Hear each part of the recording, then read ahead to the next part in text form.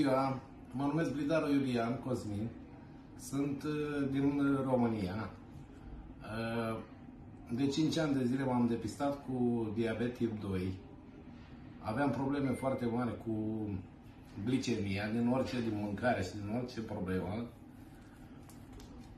M-am interesat pe internet și cu ajutorul unei doamne doctorițe din București am ajuns în Turcia, în Istanbul, la domnul Negiat Kaplan, medic specialist în operații parascopice pentru diabetul tip 2. Sper că cu ocazia asta am scăpat de diabet definitiv, fără medicamente, fără alte probleme.